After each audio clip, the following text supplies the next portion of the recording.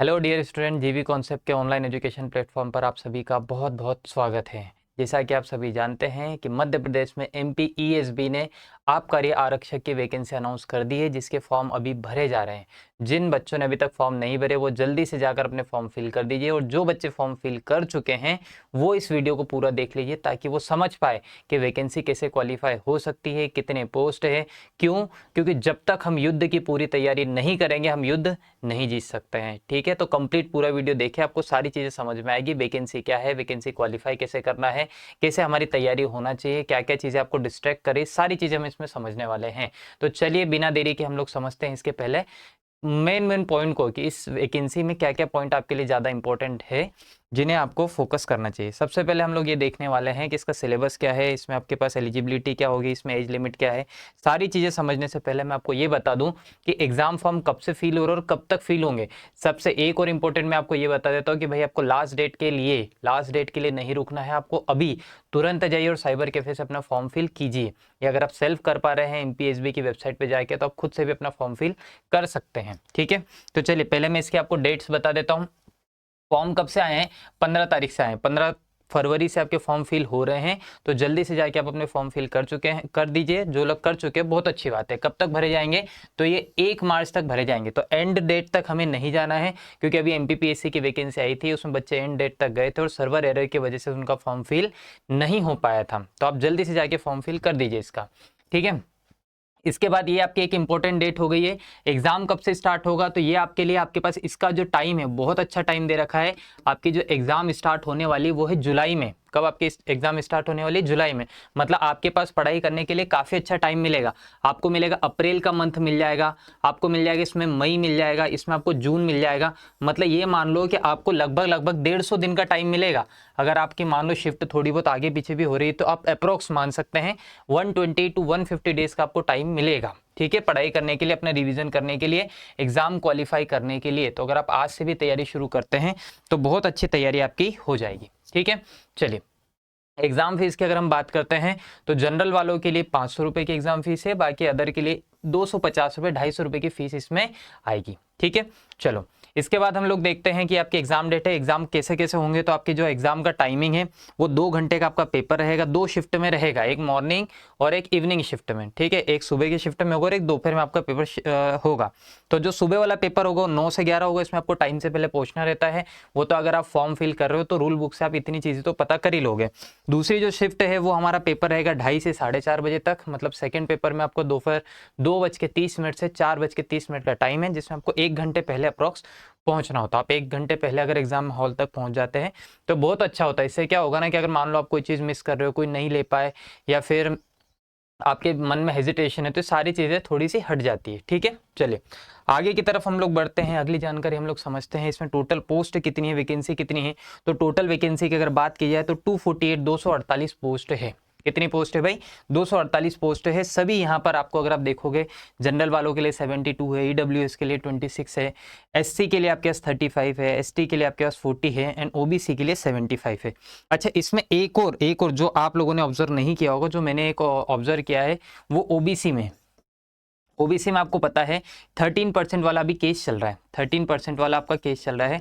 13% seat जो है ना वो रिजर्व की हुई है। 13% सीट जो है वो रिजर्व की, ये जो 75 सीट है इसमें से 13% सीट, 13% वाला जो आपका आरक्षण है उसको हटाया अगर जाए तो टोटल पोस्ट का 13% जो है वो 36 सीट्स है ना। 36 सीट जो है वो ओबीसी की जो है वो रिजर्व है। मतलब मान लो कि अगर ओबीसी का वो 13% अगर इंक्लूड किया जाए तो 75 पोस्ट रहेगी। कितनी रहेगी भाई? 75 ओबीसी में। मान लो कि अगर वो 13% नहीं लागू होता है तो इन 75 में से 36 सीट जो है वो कहाँ चली जाएगी? तो वो आपके यूआर अनरिजर्व में चली जाएगी, जनरल में चली जाएगी। मतलब उसमें सभी एलिजिबल होंगे। फिर जो 36 सीट है, अभी 75 है, 75 में मान लो कि अगर 13% एलिजिबल नहीं होता है, नहीं लगाया जाता है, तो 36 सीट जो है वो अनरिजर्व में चली जाएगी। उसमें कोई भी फॉर्म फिल कर सकता है। तो एक ये नई बात है जो आपको समझना चाहिए। मैंने क्या किया है, कुछ इंपॉर्टेंट रूल बुक में, पूरी रूल बुक समझने के बाद जो इंपॉर्टेंट पॉइंट है जो आपको पता होना चाहिए, जो आपकी जानकारी के लिए बहुत जरूरी है, उन्हें कलेक्ट किया और वो आपके सामने बताए जा रहे हैं। ठीक है, तो जो लोग फॉर्म नहीं भरे हैं अभी तक वो इन पॉइंट से अवेयर हो जाए, इनको समझ ले और उसके बाद ध्यान देके अपने फॉर्म को भरें। एग्जाम सेंटर तो आपको आपके फॉर्म पे पता चलिए कि जब आप फॉर्म फिल करोगे कि आपका नियरेस्ट कौन सा रहा है। अच्छा, कौन कौन एग्जाम दे सकता है, तो आपको 12वीं पास होना चाहिए, 12th आपका कंप्लीट होना चाहिए। अगर आप 12th है आपके पास तो आप इस फॉर्म को फिल कर सकते हैं, या 12th के इक्वल में आपने कोई और एग्जाम क्वालिफाई कर रखी है, उससे ज़्यादा भी अगर आपने क्वालिफाई कर रखी है तो आप बिल्कुल ये फॉर्म भर सकते हैं, उससे कम में आप एलिजिबल नहीं होंगे। ठीक है। अच्छा, अब इसकी एज लिमिट का भी एक बहुत आपको ध्यान रखना है कि भाई एज लिमिट अभी तो चल रहा है 2025, बट इसकी जो एज काउंट हुई है वो 2024 से काउंट हुई है। कहाँ से काउंट हुई है भाई? 2024 से। मतलब अगर आप आज 18 साल के हो, आज आप 18 साल के हो तो आप फॉर्म भरने के लिए एलिजिबल नहीं हो। आपको 1 जनवरी 2014 को 2024 को 1 जनवरी 2024 को आपको 18 साल का हो जाना था। मतलब उस हिसाब से अगर देखा जाए तो आज आपकी जो एज है वो 19 साल होना चाहिए, आपकी आयु 19 साल होना चाहिए, तभी आप इस फॉर्म भरने के लिए एलिजिबल हो। ठीक है।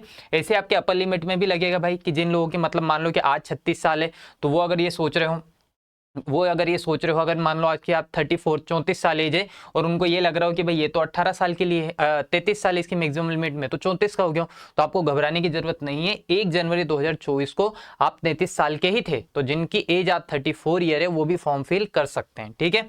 तो हम लोग अगली बात पे आ जाते हैं। एक तो ये पॉइंट आपको समझ में आ रहा है कि एज का जो कैलकुलेशन हुआ है, आपकी आयु जो मानी जा रही है वो कहाँ से मानी जा रही है, तो 1 जनवरी 2024 से काउंट की जा रही है, वहीं से मानी जा रही है। ठीक है। अगली चीज हम लोग समझते हैं कि भाई एज कितनी है, तो जनरल वाले जो है उनके लिए आपकी जो एज है वो 33 साल है। कितने साल है भाई? 33 साल। बाकी अगर आप देखोगे ओबीसी एसटी एससी में जो आपको आरक्षण मिला है उसके हिसाब से अगर आप देखोगे तो उसमें आपको 5 ईयर का रिलैक्सेशन मिल रहा है। ठीक है। कितने साल का भाई? 5 साल का। 5 ईयर का आपको रिलैक्सेशन मिला है, 5 साल का, तो 5 साल का रिलैक्सेशन जोड़ के आपकी जो एज है वो 38 ईयर तक हो जाती है। मतलब 1 जनवरी 2024 को अगर आप 38 साल के थे, मतलब आज अगर आप 39 ईयर 39 साल के भी है, तब भी आप इस फॉर्म को फिल कर सकते हैं। ओबीसी एसटी एससी में है। और महिला, ठीक है, जनरल में जो जनरल कैटेगरी में जो भी फीमेल है, जनरल कैटेगरी में जो भी क्या है आपके फीमेल है, उनके लिए भी ये एज क्राइटेरिया है। मतलब जनरल कैटेगरी की फीमेल की एज भी अगर आज 39 ईयर है, ओबीसी में मेल हो फीमेल हो, एसटी एससी में मेल हो फीमेल हो, अगर आपकी एज 39 ईयर आज है तो आप इस फॉर्म फिल करने के लिए एलिजिबल हो। क्योंकि बहुत सारे बच्चों के कमेंट है कि सर मेरी आज एज 38 क्रॉस कर गई तो मैं फॉर्म फिल कर पाऊंगा, नहीं कर पाऊंगा। तो अगर आपकी एज 39 है तो आप फॉर्म फिल कर सकते हो। जनरल वाले जो मेल है अगर वो 34 ईयर है तब भी वो फॉर्म फिल कर सकते हैं, घबराने वाली कोई बात नहीं है। जो एज जिनकी कम है, मतलब जिनकी आज एज 18 साल है, वो फॉर्म फिल नहीं कर सकते। क्यों? क्योंकि उनकी एज 18 साल 2024 में हो जाना था, आज उनकी एज जो है वो 19 साल होना चाहिए थे, 19 ईयर होना चाहिए थे। ठीक है। चलिए, एक ये बात हो गई हमारे पास कि आपको 12वीं पास होना चाहिए। आपका एज क्राइटेरिया मैंने आपको बहुत अच्छे से एक्सप्लेन कर दिया है। मैं आपको फिर बता रहा हूँ जो पॉइंट आपके लिए बहुत जरूरी है वो सारे मैं आपको एक्सप्लेन कर रहा हूँ। ठीक है। तो जिन लोगों के कमेंट आ रहे थे, जिन लोगों के मैसेजेस आ रहे थे सर आबकारी के फॉर्म में क्या क्या चीज़ें होगी, डिस्ट्रिक्ट आप देख लेना, जब आप साइबर पे फॉर्म फिल करोगे तो आपको डिस्ट्रिक्ट पता चल जाएगी, उसमें टाइम वेस्ट नहीं किया है मैंने। डिस्ट्रिक्ट आपको साइबर वाला बता देगा नियरेस्ट डिस्ट्रिक्ट क्या है और आप कहाँ से फॉर्म फिल करना चाहते हो। अगर आप इंदौर भोपाल जबलपुर की चकाचौंध देखना चाहते हो तो बड़ी सिटी से फॉर्म फिल कर दो घूमने के लिए। और अगर आपको पढ़ाई करके सेफ जोन में अगर फॉर्म भरना है तो नियरेस्ट डिस्ट्रिक्ट जो भी है या आपके डिस्ट्रिक्ट में अगर फॉर्म हो रहा है तो वहीं से आप फॉर्म फिल कीजिए। चलिए, अगली बात पे आ जाता है यहाँ पे। हाँ, एक और बात। हाँ भाई, जो लोग शादी के ख्वाब देख रहे हैं, जो लोग बच्चों के ख्वाब देख रहे हैं, उनके लिए आज एक जानकारी है जो बहुत इंपॉर्टेंट है। एमपी गवर्नमेंट ने क्लियर कर दिया है कि जिनके भी 2 बच्चों से ज़्यादा है, जिनके भी 2 बच्चों से ज़्यादा है या 26 जनवरी 2001 के बाद अगर तीसरे बच्चे का जन्म हुआ है तो वो किसी भी पोस्ट के लिए एलिजिबल नहीं है। 26 जनवरी 2001 के बाद अगर आपके पास तीसरा बच्चा, मतलब जो भी मैरिड कपल है जो फॉर्म फिल करना चाह रहे हैं, चाहे माता हो चाहे पिता हो, अगर आपके 3 बच्चे हैं तो आप किसी भी पोस्ट के लिए एलिजिबल नहीं है। तो आज जो बच्चे हैं जो आगे शादी के ख्वाब देख रहे हैं, जो रातों में सपने देख रहे हैं कि कल को मेरी शादी होगी और 11 बच्चे होंगे और पूरी क्रिकेट टीम बनेगी, तो उन्हें मैं आज बता दूं कि अगर आपके 2 से ज़्यादा चाइल्ड है, 2 से ज़्यादा बच्चे हैं, तो आप गवर्नमेंट की किसी भी स्कीम के लिए एलिजिबल नहीं है, किसी भी फॉर्म को आप फिल नहीं कर सकते हैं। ठीक है। तो जो मैरिड है और जो फॉर्म फिल कर रहे हैं, क्योंकि 39 ईयर सफिशिएंट एज है, बहुत सारे बच्चे इसमें फॉर्म फिल करेंगे आज के हिसाब से। तो 39 ईयर अगर आपकी एज है और आपके तीसरे बच्चे का जन्म 2001 के बाद हुआ है, 26 जनवरी 2001 के बाद हुआ है, तो आप फॉर्म मत भरिए, आप एलिजिबल नहीं होंगे। ठीक है। मैं अभी से आपको बता दे रहा हूँ। ठीक है। चलो आ जाओ, इसके बाद और क्या है, तो इसमें क्या फिजिकल होगा क्या, तो इसमें फिजिकल नहीं होगा, लेकिन इसमें हाँ आपका फिजिकल टेस्ट जरूर, मतलब आपका जो मेडिकल चेकअप जो होगा वो जरूर होगा, फिजिकल आपका टेस्ट जरूर लिया जाएगा। बाकी इसके मार्क्स वगैरह ऐसे कुछ नहीं है, ठीक है, रनिंग वगैरह कुछ नहीं है। इसमें होगा क्या चीज़, तो वो देख लेते हैं। एक आपकी हाइट चेक होगी जो कि इंपॉर्टेंट है, मेल के लिए जो हाइट है वो 167 सेंटीमीटर होना चाहिए, और चेस्ट जो आपका होना चाहिए वो 81 सेंटीमीटर का होना चाहिए, और इसको फुलाने पे, पंप करने पे 86 सेंटीमीटर, मतलब जो आपका चेस्ट है वो 5 सेंटीमीटर का फूलना चाहिए। ठीक है, आपका जो चेस्ट है वो 5 सेंटीमीटर फूलना चाहिए, इसमें 5 सेंटीमीटर का अंतर होना ही चाहिए। ऐसा नहीं है कि आपका बिना फूले अगर 86 हो गया और फुला के आपका 86 हो रहा है, ऐसा नहीं होना चाहिए। अगर आपका बिना फूले 86 है तो चेस्ट आपके पंप होने पर, फुलाने पर कितने हो जाना चाहिए, तो 86 है तो 91 सेंटीमीटर तक होना चाहिए। 5 सेंटीमीटर का इसमें डिफरेंस होना चाहिए। ठीक है, फीमेल कैंडिडेट के लिए चेस्ट वाला कोई सीन लागू नहीं होता है, कोई एलिजिबिलिटी नहीं है, बस उनकी हाइट चेक की जाएगी, और हाइट कितनी होना चाहिए, 152.4 सेंटीमीटर होना चाहिए। मेल की हाइट जो 167.5 सेंटीमीटर है, और फीमेल कैंडिडेट की जो हाइट है वो 152.4 सेंटीमीटर है। ठीक है, ये एक इंपॉर्टेंट पॉइंट है जो आपको जानना बहुत जरूरी था। ठीक, और एक और पॉइंट है कि अगर आप अदर स्टेट से है तो आपको एज में रिलैक्सेशन नहीं मिलेगा। एक और बात मैंने जो जरूरी थी वो आपको बता दी। ठीक, नेक्स्ट हम लोग देख लेते हैं कि भाई इसमें एग्जाम जो होगी, जो आपके 2 घंटे का पेपर होगा, इस 2 घंटे में क्या क्या पूछा जाएगा, इस 2 घंटे में क्या क्या आपसे पूछा जाएगा, तो ये जानकारी भी हम लोग देख लेते हैं कि 2 घंटे में आपसे क्या क्या पूछा जाएगा।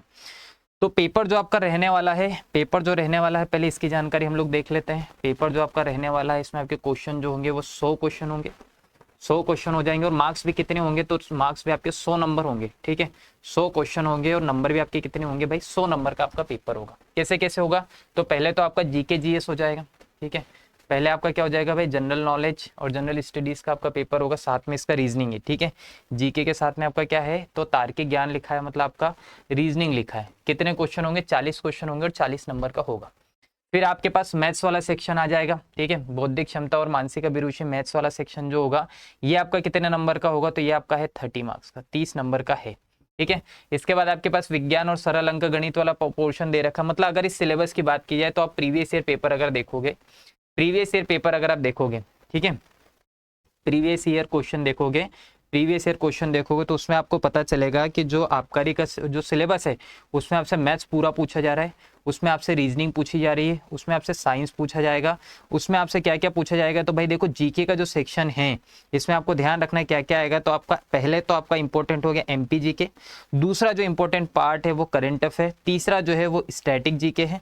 इसके अलावा जो आपका जनरल जीएस होता है, जनरल जीएस मतलब history, polity, economy and geography. ठीक है, इंडिया लेवल पर एंड स्टेट लेवल पर, स्टेट मतलब हमारे एमपी लेवल पर। ठीक है, history, polity, economy, geography India level पर और एमपी लेवल पे आपको पता होना चाहिए। तो ये आपका सिलेबस है। मेन अगर मोटी मोटी बात की है तो आपका मैथ्स आएगा, रीजनिंग आएगा, साइंस आएगा, जीके आएगा, जिसमें MP GK, current affair, static GK, history, polity, economy and geography आएगा। तो क्या नहीं आएगा वो भी हम लोग बात कर लेते हैं। तो आपकी लैंग्वेजेस, ठीक है, आपकी लैंग्वेज, भाषाएं, भाषा मतलब जो जनरली आपके पेपर में, जैसे एमपीएसआई की अगर आप तैयारी करो तो आप हिंदी पढ़ रहे होंगे, एमपीएसआई की अगर आप तैयारी करें या आप टीचर की टीचिंग की तैयारी करें, टेट की तैयारी करें तो आप इंग्लिश पढ़ रहे होंगे। तो हमें इस बात से थोड़ी सी राहत है कि जो आबकारी का पेपर होगा उसमें हिंदी और इंग्लिश नहीं पूछा जाएगा, उसमें हिंदी और इंग्लिश नहीं आएगा। ठीक है, चलो ये भी एक बात हो गई है। अगली बात हम लोग ये देख लेते हैं कि बहुत सारे बच्चे तो एग्जाम हॉल तक पहुंच जाते, फिर वहां से पेपर नहीं दे पाते, फिर उन्हें बहुत सारे बच्चों को गेट पर रोते हुए देखा है क्योंकि वो बहुत छोटी छोटी सी गलतियां कर देते। तो अगर आपकी तैयारी पूरी है तो इन मामूली जो आप गलतियां कर रहे हो, माइनर एरर जो कर रहे हो, इनका भी आप ध्यान रखो और इन्हें भी आप दूर करो। तो आप एग्जाम हॉल में जब जाते हो तो ये मैंने स्पेशली लिया है क्योंकि जनरली बच्चे क्या इसकी जरूरत समझते नहीं है, बट ये बहुत इंपॉर्टेंट है आपके करियर के लिए। आपकी छोटी सी गलती आपको बहुत भारी पड़ सकती है। तो देखिए क्या क्या जरूरी है। आपको एग्जाम कार्ड, आपका एडमिट कार्ड ले जाना है एग्जाम हॉल में।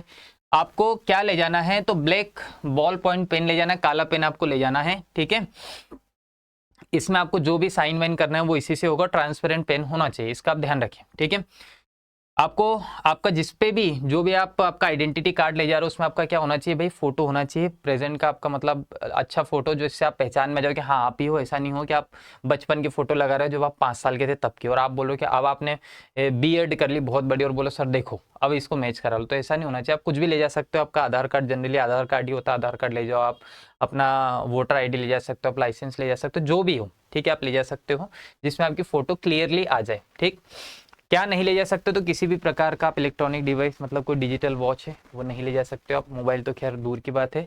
आप आप एयरपोर्ट्स, एयरबड जो भी लगा रहे हो, वो कोई भी आप ऐसी चीज़ नहीं ले जा सकते। तो एग्जाम हॉल के लिए आपकी इंपॉर्टेंट चीज़ थी, क्या क्या होना चाहिए आपके पास, तो एडमिट कार्ड होना चाहिए, ब्लैक बॉल पॉइंट पेन होना चाहिए और एक आपका आइडेंटिटी कार्ड होना चाहिए। ठीक है, बाकी किसी प्रकार का आपके पास इलेक्ट्रॉनिक डिवाइस नहीं होना चाहिए। क्लियर? चलो, ये तो मैंने आपको सारी जानकारी दे दी है। तो भाई सबसे इंपॉर्टेंट जो था वो ये है कि आप 12th पास आउट हो अगर, ठीक है, अगर आप 12वीं पास हो, अगर आप 12वीं पास हो तो आपके लिए बहुत अच्छा मौका है, टाइम सफिशिएंट है, 3 महीने का टाइम मिला है आपको तैयारी करने के लिए, बहुत अच्छा मौका है, आप तैयारी कर सकते हो। आज से भी अगर आप शुरू करते हो और बहुत अच्छे से तैयारी करते हो तो एग्जाम आप क्वालिफाई कर सकते हैं। कैसे तैयारी करना चाहिए वो भी मैं भी आपको बता रहा हूँ, पर पहले ये समझ लेते हैं जो जरूरी चीज़ें हैं। आपका फॉर्म भरा जा रहा है, बहुत आपकी वैकेंसी अनाउंस हो चुकी थी, 15 तारीख से इसके फॉर्म फिल हो रहे हैं। मैं मिड में इसीलिए वीडियो बना रहा हूँ ताकि जो बच्चे एग्जाम डेट को लेके भूल गए हैं वो जल्दी से फॉर्म फिल कर दीजिए, या जो सोच रहे हैं एंड डेट पे हम फॉर्म फिल करेंगे, इसे गलती मत करना। अब जल्दी फॉर्म फिल कर दीजिए। MPESB की वेबसाइट में सर्वर एरर आ जाते हैं और एंड डेट पे मत जाइए, क्योंकि MPPSC का जो पेपर होता है उसमें डेट नहीं बढ़ी थी, तो आप अभी फॉर्म फिल कीजिए। ठीक है, चलो अब हम अगली बात पे आते हैं कि ये जो हम लोगों ने वैकेंसी देखी है, वैकेंसी बहुत बढ़िया है। ठीक है, जो MP पुलिस कांस्टेबल के पीछे पड़े हैं, मैं उन्हें बता दूं कि ये वैकेंसी बहुत अच्छी आबकारी की वैकेंसी है। आप आज इसकी तैयारी करोगे तो आपका MPSI का सिलेबस भी साथ में हो ही रहा है। बहुत सारे बच्चे जो ग्रेजुएट हैं वो MPSI की तैयारी तो कर ही रहे हैं, तो साथ में आप आबकारी का पेपर भी अच्छे से क्वालिफाई कर सकते हैं और बहुत अच्छी वैकेंसी है। ठीक है, अच्छी वैकेंसी होती है एक्साइज डिपार्टमेंट की। चलिए, तो अब आपको करना क्या है, आप एग्जाम कैसे क्वालिफाई करोगे, इस पॉइंट पे भी हम लोग आ जाते हैं। तो सबसे पहला पॉइंट जो मैंने लिखा है वो है फोकस। सबसे पहला पॉइंट क्या लिखा है भाई? फोकस लिखा है। फोकस क्यों जरूरी है? आपकी आदत है इंस्टाग्राम रील्स चाहिए आपको, ठीक है, आपको शॉर्ट्स चाहिए, आपको पूरा वीडियो पढ़ना नहीं है, आपको जल्दी जल्दी में निपटाना है और सिलेबस भी पूरा हो जाए, तो भाई ऐसा पॉसिबल नहीं है। इन सब से आपको क्या करना पड़ेगा भाई? तो इन सब से आपको बनाना होगी दूरी, इन सब से बनाना होगी आपको दूरी। कंप्लीट आप टॉपिक वाइज पूरा सिलेबस वाइज पूरा कंप्लीट कीजिए और फोकस कीजिए। ठीक है, अपनी पढ़ाई पे फोकस कीजिए। आपको जो करना है वो क्या करना है? तो आपको अपनी पढ़ाई करना है, किसी एक से करना है। ऐसा नहीं आप आधे घंटे ये देख लो, आधे घंटे वो देख लो, एक बार में आप सबको देख लो। फिर आपको लग रहा है कि ये मुझे जम गया, ये सूट हो गया है, मुझे इनसे पढ़ना है या इनसे प्रॉपर गाइडेंस मिल रहा है, तो आप उन्हीं को देखो। बाकी के आपने जो जमाने भर के जो चैनल सब्सक्राइब कर रखे, सबको आप क्या करो? अनसब्सक्राइब करो, सबको हटाओ। सबसे पहले तो ये काम करो आप। ठीक है, अगर आपको सिलेक्शन लेना है तो बाकी वीडियो देखते रहिए। नेक्स्ट है टॉपिक एंड कॉन्सेप्ट। पहले जो आपका सिलेबस है, जो भी क्या है आपका भाई सिलेबस है, उस सिलेबस को टॉपिक वाइज कंप्लीट करो। ठीक है, उसको आप टॉपिक वाइज कंप्लीट करो। जैसे अगर आपका मैथ्स है तो मैथ्स में आपने परसेंटेज पढ़ लिया, परसेंटेज के बाद प्रॉफिट एंड लॉस आता है, वो भी आपने पूरा पढ़ लिया। फिर उसके बाद आपका सिंपल इंटरेस्ट हो गया, कंपाउंड इंटरेस्ट हो गया, रेशियो प्रोपोर्शन हो गया, जो भी टॉपिक है पूरे टॉपिक वाइज पढ़ो। टॉपिक में भी आप क्या करो? उसके टाइप वाइज सारे कॉन्सेप्ट समझो कि इसमें कितने टाइप है, क्या क्या कॉन्सेप्ट है, उनको पहले अच्छे से समझो। जब आप इनको अच्छे से समझोगे तभी आप टॉपिक को समझ पाओगे और एग्जाम में अच्छे से क्वेश्चन सॉल्व कर पाओगे। अब पहले आपने टॉपिक वाइज पढ़ लिया, फिर आप क्या करो? उसके मिसलेनियस क्वेश्चन लगाओ। मिसलेनियस का मतलब ये हो गया कि जब सभी टॉपिक को मिला के आप क्वेश्चन जब सॉल्व करोगे, जब आप प्रैक्टिस क्वेश्चन लगाओगे, मॉक टेस्ट लगाओगे, प्रीवियस ईयर क्वेश्चन सॉल्व करोगे, तो आपको एग्जैक्टली पता हो जाना चाहिए कि जो क्वेश्चन गिवन है या जो क्वेश्चन दिया गया है वो किस टॉपिक का है ना। जैसे मैथ्स का है, पहले तो आप ये देखो किस सब्जेक्ट का है, मैथ्स का है, रीजनिंग का है, जीके का है, साइंस का है। मान लो पर्टिकुलर अगर वो साइंस का भी हो गया तो साइंस में फिजिक्स, केमिस्ट्री, बायो किसका है? मान लो बायो का है तो बायो में भी किस टॉपिक का है?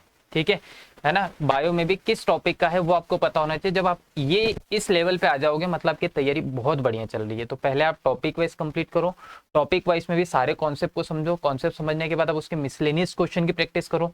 अब जब आप इतनी चीजें कर पा रहे हो ना, तो आप इन सबको मिला के अपनी स्पीड पे फोकस करो। और स्पीड के साथ साथ आपको क्या सुधारना होगी? अपनी टेक्निक। आपको ये देखना होगा कि जो मैंने क्वेश्चन पढ़े ना, इनको सॉल्व करने की राइट टेक्निक क्या है।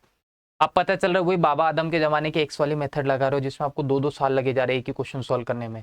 एग्जामिनर आगे बोले भैया बंद करो पीसी, आपका तो हो गया एग्जाम, टाइम खत्म। ठीक है, तो ऐसा नहीं होना चाहिए, राइट टेक्निक होना चाहिए, क्योंकि 2 घंटे का हमारे पास टाइम है और क्वेश्चन जो हमें सॉल्व करना है वो कितने हैं? तो वो हमारे पास 100 क्वेश्चन है। तो हमें इसका ध्यान रखना है कि हमारी टेक्निक सही हो, जिससे आंसर सही आए। ठीक है, अप्रोच आपकी बिल्कुल राइट होना चाहिए। इसके बाद आपको क्या करना है? इसके बाद आपको पेट भर के टेस्ट लगाना है। पेट भर के आपको टेस्ट लगाना है। एक मॉक टेस्ट लगाओगे और एक आप लगाओगे PYQ, प्रीवियस ईयर क्वेश्चन। ठीक है, एक मॉक टेस्ट लगाओ और एक प्रीवियस ईयर क्वेश्चन लगाओ डेली। ठीक है, कैसे लगाओ आप? डेली लगाओ। ठीक है, जब आप topic wise concept wise question solve कर लेते हो, मिसलेनियस क्वेश्चन बन रहे हैं, क्वेश्चन देखते ही आपको समझ में आ रहा है, स्पीड आपकी अच्छी है, टेक्निक आप सही लगा रहे हो, तो फिर टेस्ट लगा के देखो कि टेस्ट में, मॉक टेस्ट में आपके कितने मार्क्स आ रहे हैं, प्रीवियस ईयर क्वेश्चन में आप सॉल्व करो तो उसमें आपको क्या लग रहा है, कितने मार्क्स हो रहे हैं, कहाँ आपको गलत हो रहा है, और जहाँ गलत हो रहा है वहाँ आपको जरूरत है किस बात की? इंप्रूवमेंट की, है ना। जहाँ आपसे गलती हो रही है वहाँ किसकी जरूरत है आपको? इंप्रूवमेंट की। मतलब आपके लिए एक और जो इंपॉर्टेंट पॉइंट है वो है आपका एनालिसिस। क्या जरूरी है भाई? एनालिसिस। हमें एनालिसिस खुद का करना है, दूसरों का एनालिसिस नहीं करना है ना। जो पेपर होने के बाद क्या आज फर्स्ट डे शिफ्ट हो गई है, उसमें एनालिसिस में हम आपको ये बता रहे हैं कि ये क्वेश्चन बच्चों से पूछा गया था, आप भी तैयारी कर लो। वो टॉपिक अगर आपको आ रहा है तो आपको उस एनालिसिस की कोई जरूरत नहीं है। आप सेल्फ एनालिसिस कीजिए कि आपसे कहाँ गलती हो रही है, जहां गलती हो रही है उसे आप सुधारिए, उसी में आप इंप्रूवमेंट कीजिए, तभी आप एग्जाम क्वालिफाई कर पाओगे। ये जो पॉइंट है ये मैंने खुद से नहीं लिखे, ये एग्जाम क्वालिफाई करने वाले बच्चों का पैटर्न है जो मैंने आपको बताया। जो बच्चे एग्जाम क्वालिफाई करते हैं उनका यही पैटर्न होता है एग्जाम क्वालिफाई करने। तो अगर आपको एग्जाम क्वालिफाई करना है तो आपको इस पैटर्न को आज से अपने ऊपर लगाना है, आज से आपको एप्लीकेबल, आपको अप्लाई करना है अपने ऊपर। जब आप इन पॉइंट को ले आओगे तो आपका एग्जाम में सिलेक्शन हो जाएगा, वरना आप 4 साल 5 साल 7 साल लाइब्रेरी में घिसते रहोगे, बर्बाद हो जाओगे, पर सिलेक्शन नहीं हो पाएगा। तो अगर हमें सिलेक्शन लेना है तो सही तरीके से, सही टेक्निक के साथ एग्जाम को ध्यान में रखते हुए पढ़ाई करना है। जुलाई तक का समय है, बहुत अच्छा टाइम है, अच्छे से आपकी तैयारी हो जाएगी। अगर आप आबकारी की तैयारी अच्छी कर लेते हो तो आपका MPSI का हद तक एक सिलेबस कंप्लीट हो जाएगा। जो उसका सिलेबस बच रहा है डिटेल वाला, वो फिर हम उसके बाद भी कवर कर सकते हैं। तो आपकी 2 वैकेंसी कवर अप हो रही है, एक तो आपकी एक्साइज वाली, मतलब आबकारी आपका कवर अप हो गया, और दूसरा जो है वो आपका क्या कवर अप हो गया भाई? MPSI कवर अप हो गया। ठीक है, एक आपका आबकारी कवर अप हो गया और एक आपका क्या हो गया? MPSI कवर अप हो गया। अच्छा, इसमें एक और मेरे पास कुछ कमेंट आए थे कि सर अभी हम 12th की एग्जाम दे रहे हैं, अभी हम 12th की एग्जाम दे रहे हैं, क्या हम फॉर्म फिल कर सकते हैं? तो ऐसे बच्चों को मैं बता दूं कि जो रनिंग 12th दे रहे हैं वो इस फॉर्म को नहीं फिल कर सकते। अगर आप आज फॉर्म फिल कर रहे हो तो इससे पहले आपके पास 12th का या उसके इक्विवेलेंट किसी भी एग्जाम का सर्टिफिकेट होना बहुत जरूरी है, इसके अलावा फॉर्म फिल नहीं कर सकते हो। तो ये मैंने आपको आबकारी से रिलेटेड सारी इंपॉर्टेंट जानकारी जो पूरी रूल बुक में थी, सारी जानकारी आपको बहुत अच्छे से एक्सप्लेन की है। फिर भी अगर आपको कोई डाउट हो तो आप बिल्कुल कमेंट कर सकते हैं। वीडियो अगर आपको अच्छा लगा है तो आप चैनल को सब्सक्राइब कर लीजिए, वीडियो को लाइक कीजिए। और किस टॉपिक पे, अब हम इस पे टॉपिक वाइज सीरीज भी स्टार्ट करने वाले हैं, जिससे आपका मैथ्स रीजनिंग और मैथ्स और रीजनिंग कम से कम आपका ये टॉपिक तो स्ट्रांग हो जाए। और जो MPSI की तैयारी करें उनके लिए मैथ्स, रीजनिंग और इंग्लिश के प्रीवियस ईयर क्वेश्चन और आप इंप्रूवमेंट कैसे कर सकते हो, कॉन्सेप्ट इसके क्या क्या है, क्या क्या टॉपिक आपके बहुत अच्छे से कवर अप होना चाहिए, वो सारी चीजें हम लोग कवर अप करने वाले हैं। सिलेबस भी आपका धीरे धीरे चलेगा। कुछ टाइम से, कुछ बॉन्ड्स की वजह से, कुछ मजबूरी की वजह से वीडियो नहीं आ पा रहे थे, उसके लिए हम क्षमा चाहते हैं। आगे से आपके रेगुलर वीडियो आपके आते रहेंगे। इसमें वीडियो आपके मैथ्स के, रीजनिंग के, मतलब रिसर्च करके कंटेंट आपको मिलता रहेगा। ठीक है, जिससे आपके एग्जाम में हेल्प होती रहे, चाहे वो MPSI का हो, चाहे आबकारी का हो, चाहे SSC एग्जाम का पेपर हो। ठीक है, चाहे आपका रेलवे का पेपर, जो भी एग्जाम हो, आप कमेंट करके बताइए कि आपकी रिक्वायरमेंट क्या है, उस रिक्वायरमेंट के हिसाब से भी हम करेंगे। और हमें रिसर्च करने के बाद जो चीजें पता चल रही है कि ये बच्चों की कमजोरी, इस पे ध्यान देना चाहिए, उन सारे पे आपको वीडियो सॉल्यूशन प्रोवाइड किया जाएगा। तो चैनल को सब्सक्राइब कर लीजिए, वीडियो को लाइक कीजिए। Thank you so much.